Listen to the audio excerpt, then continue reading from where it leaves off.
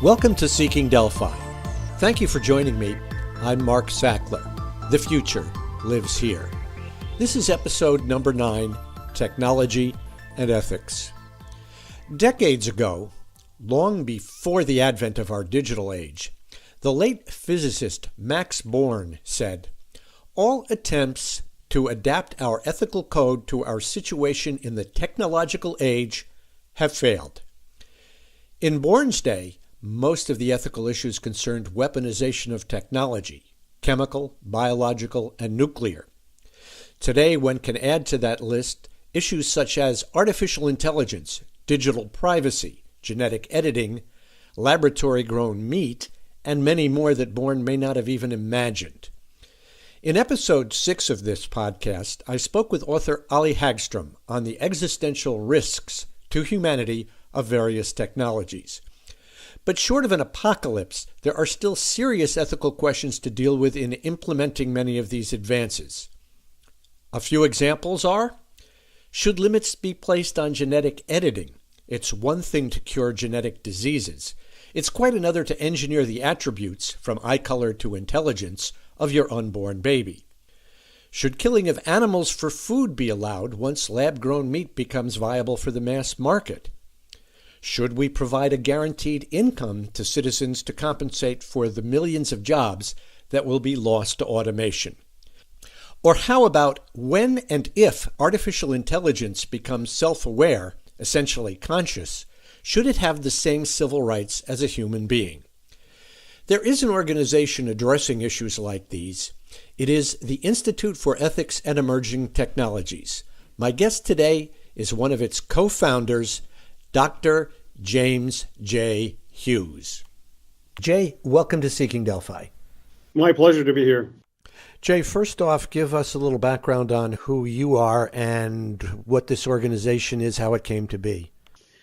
Well, I got into this as a bioethicist, principally. I had been working on bioethics and health policy at University of Chicago when I was a graduate student, and began to realize that I had a more techno-optimistic orientation than most of the progressives that I knew and most of the bioethicists, and started trying to figure out where I fit in that kind of history of ideas.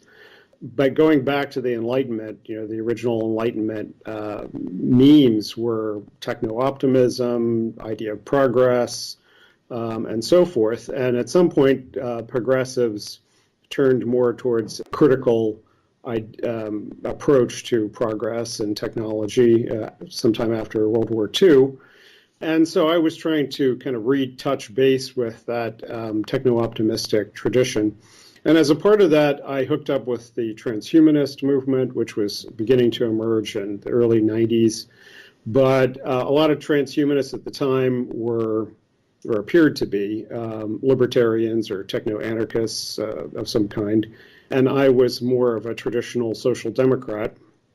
So started a radio show, eventually hooked up with the World Transhumanist Association, which had been founded by Nick Bostrom and some other folks, and had a more European and more Catholic tastes in politics. And I became the executive director of the World Transhumanist Association in the early 2000s. That organization was global, is still exists, called Humanity Plus. And as a consequence of having such a low bar for membership, basically believing in the prospects for human enhancement and people's right to use it, had extremely diverse politics and religion and orientations of other kinds. And it made it very difficult. We had very fractious internal life in that organization, and it made it very difficult for us to be effective in public policy formation. So eventually, a faction of the board, Nick Bostrom and I and others, who basically agreed that there should be governments and that governments should provide public goods for their citizens, and including universal health care, we split off and formed the Institute for Ethics and Emerging Technology. So it was, for a while, it was a parallel think tank to the World Transhumanist Association. But then we began to develop our own ideological orientation, which is now called techno-progressivism.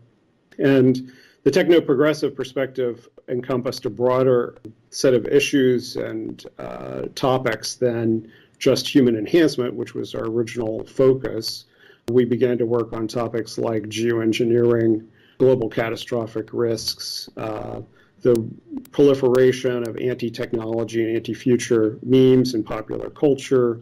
We were very excited when the longevity dividend campaigns began to emerge, the idea that anti-aging technologies could be a net boon to society as opposed to bankrupting the welfare state. And so those ideas began to come together as a kind of broad techno-progressive agenda.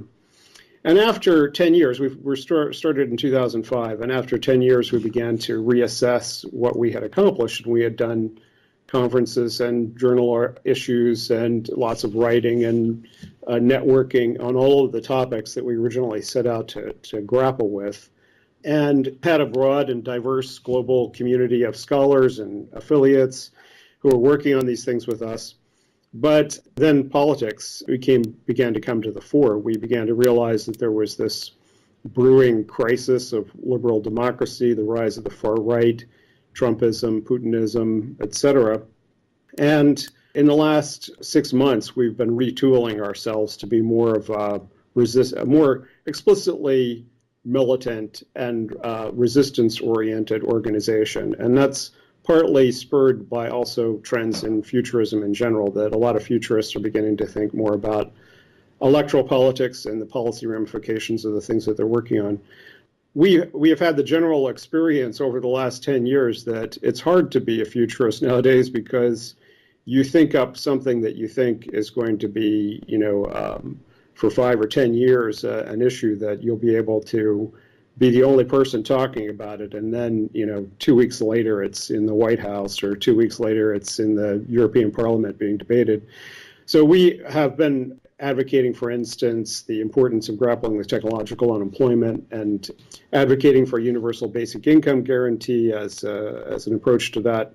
That's now become mainstream. The Obama White House chief economic advisors issued position papers on the topic, and it's in Silicon Valley now. It's all the rage. So we continue to craft what we consider to be the techno-progressive agenda that I think is partly an answer to the malaise that the social democratic left faces of having become basically a technocratic, managerial, visionless global movement. And one of the reasons why it's ceded so much of its base and its politics to the far right, because the far right has a vision. It's an odious vision, but we need a vision for the future. And I think the IET is positioning itself to try to offer some of that.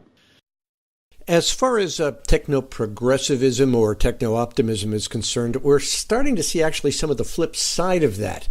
I noted recently that there is a move in New York State, pushed mainly by the taxi and livery industry, to ban self-driving cars. This is reminiscent of the late 18th century moves in England to impede early steam-powered predecessors of the automobile by the horse breeding industry.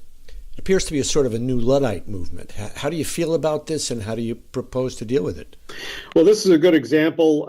Also, I saw yesterday, I think it was in Belgium, that there was an attempt to open a robot brothel, and the actual prostitutes in the region lobbied and got it shut down.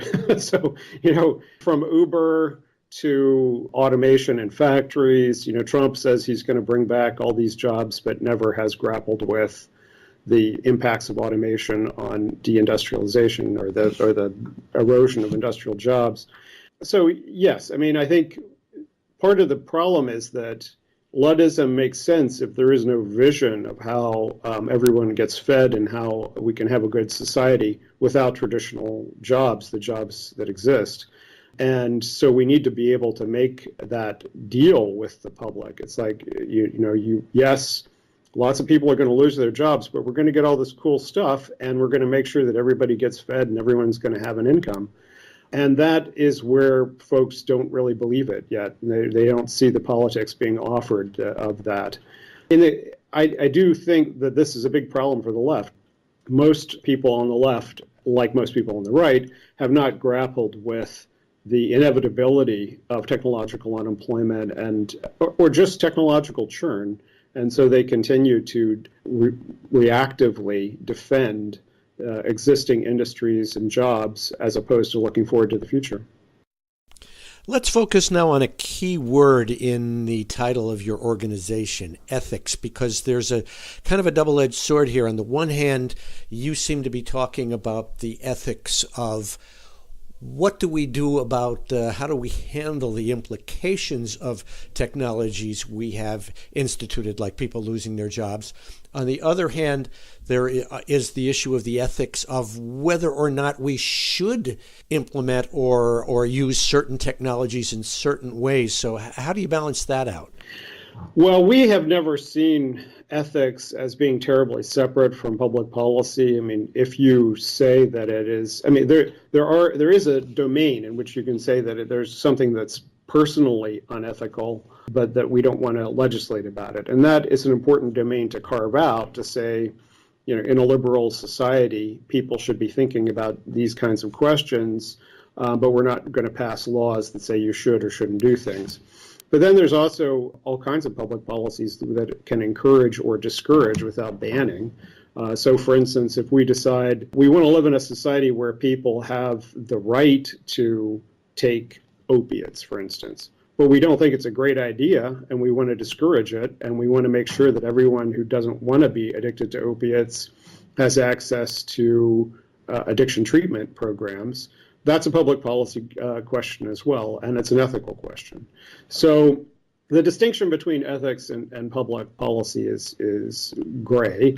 And in this domain, when we started with human enhancement, we were talking about biopolitics, the questions of how we translate bioethical debates into public policy. So an example of some of the kind of deep ethical and philosophical questions that need to be grappled with in public policy is our concern about non-anthropocentric personhood ethics. So, in other words, this is a position that's usually associated with Peter Singer, but the notion that there's some way of talking about the characteristics of different kinds of consciousnesses and the kinds of ethics that go along with the different characteristics of different kinds of consciousness that is not centered on human beings being the only bearers of rights and moral significance. That animals, because they share many of the morally significant characteristics of consciousness with us, are also bearers of some of the rights that go along with that. In particular, great apes, cetaceans, elephants, and so forth. So we've seen that as a very central set of issues, because what's going to happen with the proliferation of genetic engineering and cybernetics is that there's going to be a proliferation of different types of conscious beings on the planet. And if we consider only someone born with whatever human DNA means, but human DNA, and never augmented in any way, if we consider only those humans 1.0 as the bearers of rights, then we're going to be in a real bind. So we've been trying to advocate both for great ape rights and the personhood rights issues as a wedge towards a future in which every sentient being on the planet is considered possibly bearer of moral significance. And that's a pretty deep ethical question. It's one that people. I've done studies, for instance, of people's attitudes towards the use of different animals in medical experimentation. And the way that science fiction consumers approach that is very different from non-science fiction consumers. And that's because in science fiction, you often run across test cases, examples, exemplars of moral significance in non-human cases. The Star Trek universe is full of sentient beings who we consider to be a part of a moral polity, even though they're not human. So we do think that there's some very deep philosophical and ethical questions. Some of them are, have been debated for 200 years. What's the nature of a public good? Is there a right to health care? If there is a right to health care, how far does it go? Does it mean a right to $2 million chemotherapy treatment for everyone? Does it only mean a right to condom and a pat on the back? So I think that, we are ethical and we're political at the same time. Let's look at the ethics of one specific issue, CRISPR-Cas9 gene editing, for which there was recently an international conference of bioethicists to discuss guidelines for how it should be implemented. The issue here is when we talk about ethical or even legal guidelines, ethics are different in every country. Laws are different in every country. There are 200 different countries in the world. How do we deal with this? Well, the international dimension of it is very complex because I've always been a global federalist. I believe that the goal should be global, democratically accountable government of some kind that could enact, at the bare minimum, protections of fundamental human rights in every country so that we don't face, genocides and famines and so forth. But it's difficult to imagine that, the United Nations has never been anywhere close to a vehicle for that kind of utopian vision. And now with, China still in the hands of a dictatorship, Russia in the hands of a dictatorship, it's hard to imagine what a democratic government, how we get to a democratic government at a global level. But at the bare minimum, we could have international conventions that attempted to control weapons or technologies that we consider to be on par with weapons of mass destruction and their destructiveness. Now, I have never considered human enhancement technologies to be in that category. It's possible that there will be some in the future that are in that category. I don't think that people trying to gene tweak their kids is in that category that needs global conventions to control it. But any country that attempts to control it on their own, this is a huge problem in Europe. You have some countries that still are restrictive on abortion and most are not. And it's not that hard to get on a train and go across the border and have an abortion in Europe today. In the future, if the United States decides to, or a better example is Canada. Canada has more restrictive restrictions on reproductive technologies than the United States does.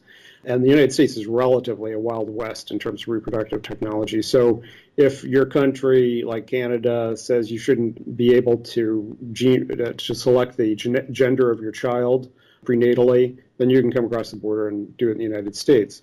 It becomes a national security issue if these future technologies, at the biological technologies, begin to have really population level effects. So China, for instance, is looking at the intelligence genes and has an explicit policy of attempting to encourage a eugenic future for China where future Chinese kids will benefit from gene tweaks that make them more intelligent. And you could see that's potentially at the population level that could have, huge geopolitical consequences. So it's not just a matter of consumer safety or, the control of international trade. It's also potentially geopolitical. Jay, for one last question, let's take a look at the next 10 years. What issues do you see that might stand out above all the others as far as either existential threat or serious ethical questions? Give me two or three of the most significant ones you're looking at right now. Well, I would say that most futurists have, under the influence of, Nick Bostrom and others, been focusing their attention on artificial general intelligence, self-modifying, self-aware, self-willed artificial intelligence. And I think that is certainly one of the ones we need to have policies about, regulate, attempt to mitigate the risks of. As a sociologist, my approach to that area of risk assessment has generally been that they are under the influence, the unwitting influence of a lot of millennialist and apocalyptic influences that they don't really acknowledge. And, in other words, you can see, all the same religious ideation that previous cultures have given to the coming of gods or the coming of devils to the ideation around artificial general intelligence. And I suspect it's going to be a lot weirder and less anthropomorphic than we expect.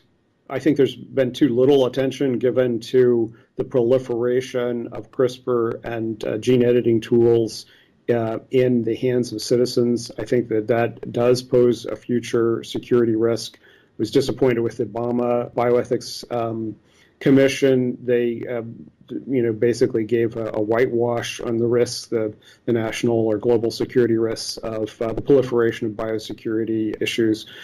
So, I would have put more attention on biosecurity and a little bit less on artificial intelligence. Nanotechnology is still out there. It's churning ahead at its own pace. The possibility of the confluence of nanotechnology and biotechnology into new accidental or weaponized risks is also great. But, one of the emphases of the techno-progressive vision is not just to focus on catastrophic risk from technology, but also on the potential ways that regulation and foresightful anticipatory technology development can address those risks. So just the focus on anticipating risk tends to lead in a Luddite direction. I think we also have to think about all the risks, that we face emerging risks of infectious disease all around the world, and without a robust infrastructure of rapid genetic analysis of those emerging pathogens and the development of vaccines, both of which are biotechnologies and nanotechnologies, we can't really face those natural risks. So it's a matter of having a full and comprehensive understanding of the risks that humanity faces and the ways that technology development needs to be shaped, not stopped. Jay, thanks for your time, and I'm hoping that you or one of your colleagues in the near future can join me again and discuss, perhaps drill down a little deeper into some of these individual existential and ethical issues. Absolutely. Anytime, Mark.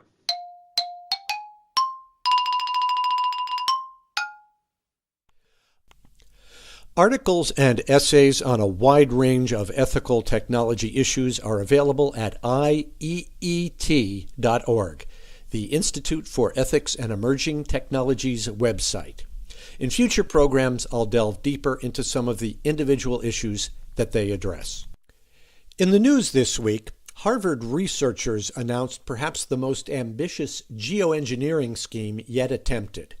By 2022, they hope to test the dispersal of particles into the upper atmosphere that would simulate a massive volcanic eruption. The ultimate idea is to block sunlight enough to counter global warming effects. The World Future Society announced that its 2017 meeting is finally going global. The first ever annual conference off of North American soil will be held in Edinburgh, Scotland, October 12th through the 14th of this year.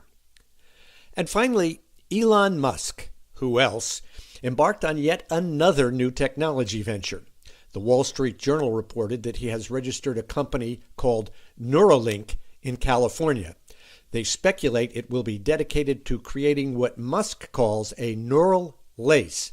It's a digital layer that can be applied on a human brain to create a direct brain-to-AI interface. Not tonight, dear. My computer has a headache. Be sure to subscribe to Seeking Delphi on iTunes or YouTube, and to send us your comments, questions, and suggestions on our Facebook page. Thanks again to Dr. James Hughes for today's interview, and to you for joining me. My technical assistant is Mohammed Maroof. Until next time, I'm Mark Sackler.